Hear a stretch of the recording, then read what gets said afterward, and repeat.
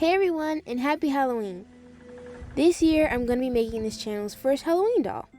The first few things I thought about when designing a character for this year were pumpkins, bats, and skeletons. Nothing too crazy, but should still be fun. This project is pretty special since I'm going to be using a brand new G3 Draculaura doll. Now, I don't like the newest version of Monster Hive, I much prefer the older version, but I will say I do like the new body types and chest movement that comes with the G3 dolls.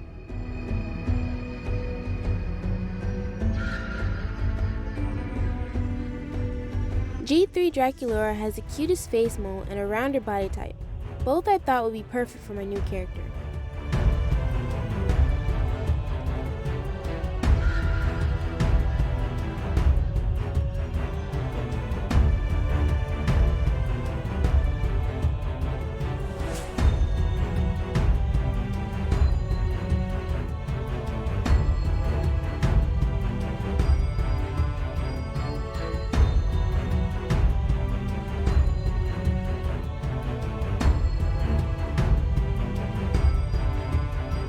Since she's a new doll, I'm going to be keeping her hair this time. I removed her head and her hair plugs off camera. One more benefit of the newer doll line is that the hair plugs basically fall out.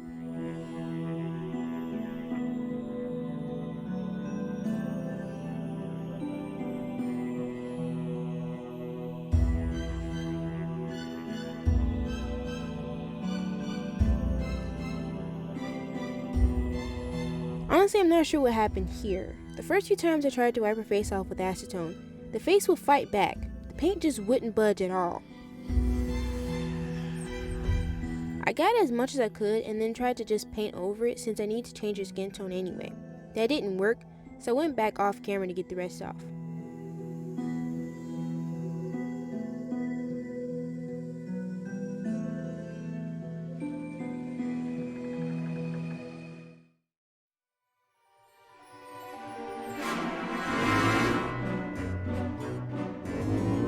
Paint went on pretty smoothly, so now I just need to add a magnet to her head for her hat later.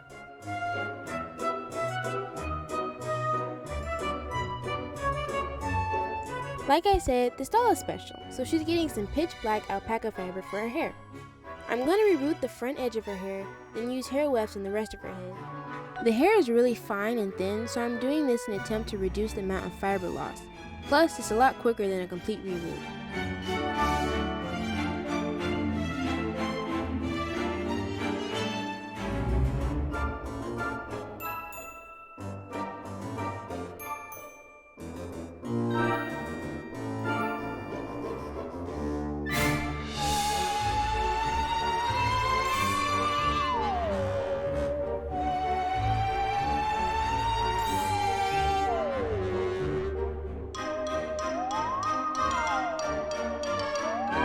To make her webs, I'm going to be using this waterproof wood glue.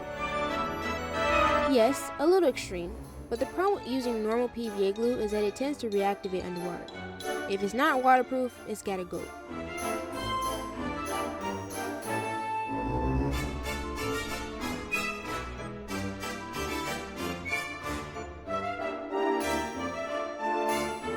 For this part, I'm using my favorite industrial glue. This stuff is thicker and dries very quickly, so this works perfect for attaching the wefts to the head.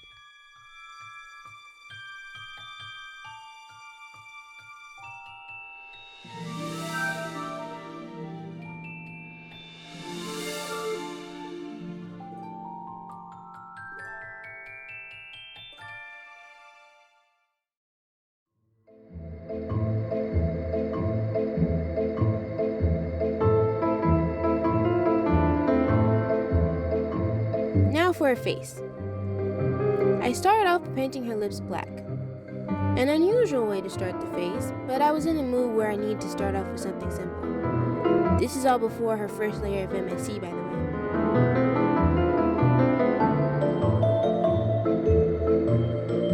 After slapping on some Perlix powders, she's ready for her first layer of Mr. Super Clear.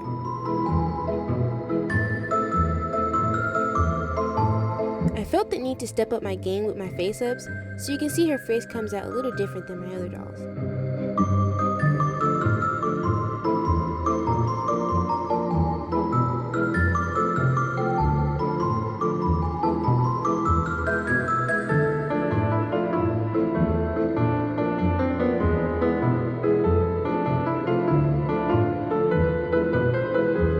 Believe it or not, I only used 2 layers of MSC for her face.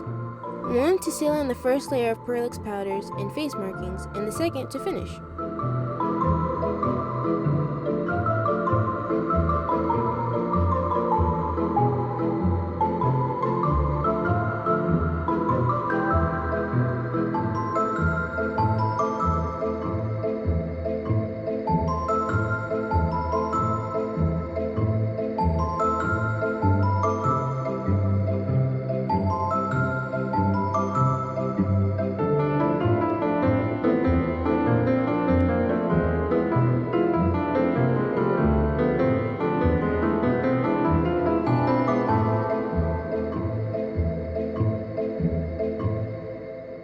The last thing to do to finish off her face is to add on her eyelashes and gloss her eyes and lips.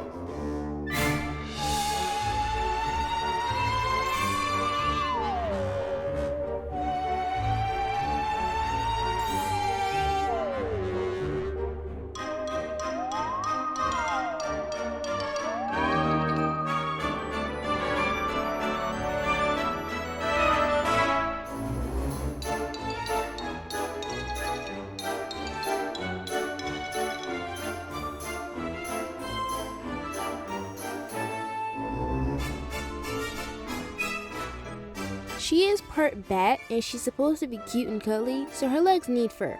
At first I was going to use the good old trusty yarn method to make her fur, but then I found this really soft fur at my mom and I's favorite secret fabric shop. So the yarn idea was immediately tossed out the window. I tried to film as much as I could when it came to putting this stuff on her legs, but it got real messy real quick. Because I had to switch up my application method, it got a bit chaotic. There was fur suspended in the air, on my face, and all over my clothes. The fur becomes a little patchy on her rump because this stuff is a lot thicker than yarn and I wanted to keep her range of movement. I don't mind though. In all this chaos, I almost forgot to add the magnets under her fur for later. Not sure if I will keep the idea I have in mind, but just in case, I'll need those magnets. For her first accessory, I'm going to be attempting to make a pumpkin version of the popular mushroom hat. I grab a file off of Thingiverse and splice it and modify it in Blender. Once it's printed, it looks like this. The stem didn't print, but that's okay. I wanted to sculpt a new one with epoxy sculpt anyway.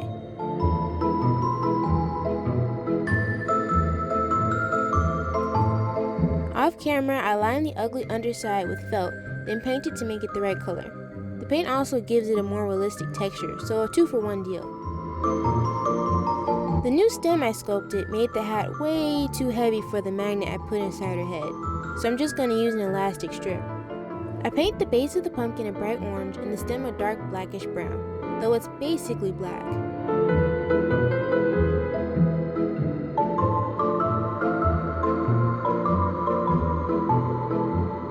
Also off camera, I made her some nails with some UV resin, and after a bit of sanding and shaping, I can paint them bone white. Speaking of bones, I printed some really tiny ones to make her a pair of earrings. The earrings are just made of pins and a bit of chain. I make one loop back up to her ear and leave the other one hanging down to add some asymmetry. For her shirt, I'm basically going to be making a tube top. I was again inspired by this top I saw on Instagram. Now, I cut the sides off so I can sandwich the wings into the shirt. The fabric I wanted to use for the wings frays very easily, so to fix this I used a double-sided interfacing and folded the fabric onto itself. This also makes the wings much stiffer, which is another bonus.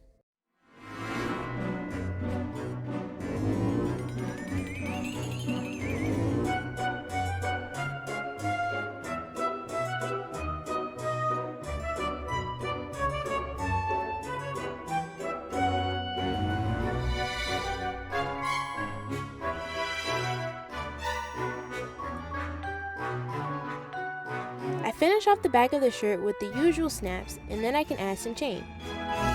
Oh, and I also string through some crochet thread so that the wings can tie around her arms. Her shirt is feeling empty, so I'm going to add a rib cage. I'm a little rusty when it comes to working with polymer clay, so it's not going to be all that accurate. It's just supposed to be a cute rib cage, you know, cartoonish.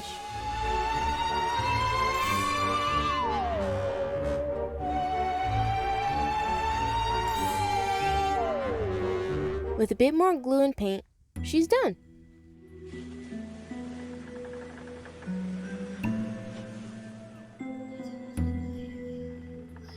I really like her simple and cute design, but I can totally see myself adding more details to her later. This video is going to be coming out a lot later than I originally planned, but better late than never. October has never really worked well for me for some reason. Last year the doll I was working on fought back so much I didn't even make a Halloween video. We have reached over 1,000 subscribers now, so if you have any suggestions for a special celebration video, leave a comment down below. With that all being said, I hope you enjoyed this video. Have a happy Halloween, and I'll see you next time.